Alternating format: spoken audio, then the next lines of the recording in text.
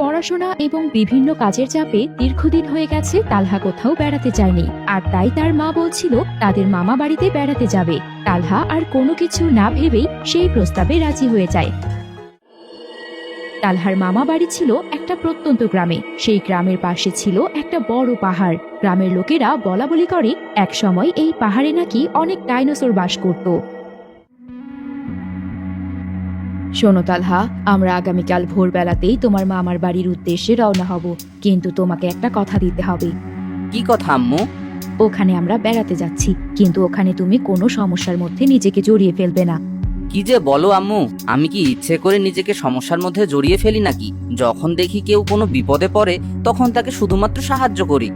কিন্তু ওই গ্রামের মানুষগুলো তেমন একটা পড়াশোনা জানে না। ওরা এখনো বিশ্বাস করে সেই গহীন জঙ্গলে ডাইনোসর রয়েছে। তা তো থাকতেই পারে আম্মু, কারণ গহীন জঙ্গলে কোনো সাধারণ মানুষ যাতায়াত করে না। ওখানে ডাইনোসর থাকা বিচিত্র কোনো কিছু নয়।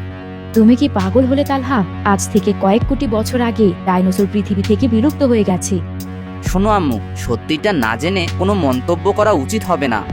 ঠিক আছে, কাল সকালবেলা দেরি যেন না হয়।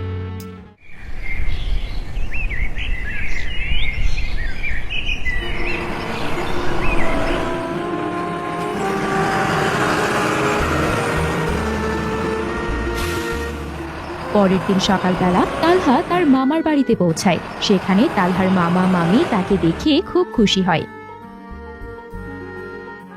এই তো কতদিন পর আমাদের তালহা বেটা আমাদের বাড়িতে বেড়াতে এসেছে।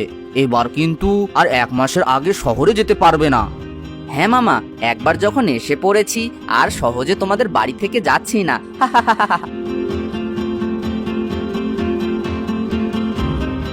তুমি তো অনেক বড় হয়ে গেছো তালহা, অনেকদিন পর দেখা। চলো আজকে আমরা সবাই মিলে পাহাড়ের কাছে মাছ ধরতে যাই। আরে ধুর, তোর কি মাথাটা খারাপ হয়ে গেছে? তুই জানিস না ওই পাহাড়ে যাওয়া নিষেধ? কেন মামা, পাহাড়ে যাওয়া নিষেধ কেন? শোনো মামা, আজ থেকে অনেক বছর আগে ওই পাহাড়ের কিনারে অনেকগুলো ডাইনোসর ছিল। গ্রামবাসীরা এখনো মনে করে সেখানে ডাইনোসর থাকতে পারে। কি যে পাগলের মতো কথা বলিস তুই! ডাইনোসর বলতে আবার কিছু আছে নাকি? এই তো আপা, আজকে আমি একাই ওই পাহাড়ের কিনারায় যাব আর মাছ মেরে এনে প্রমাণ করে দেব যে ডাইনোসর বলতে আসলে গ্রামে কিছুই নেই। আর ভাগ্য গুণে যদি একটা ডিম পেয়ে যাই তাহলে তো কোটিপতি হয়ে যাব। হ্যাঁ মামা, তুমি একদম সত্যি কথা বলেছো। ডাইনোসরের ডিমের কিন্তু অনেক দাম। গেলে তুই যা, আমি যাব না। আমার কোনো ডিমের প্রয়োজন নেই। দেখলে তো তালহা, তোমার মামা সত্যি অনেক ভীতু। ঠিক আছে, 2-1 দিন পরে এসে দেখা করে যাব।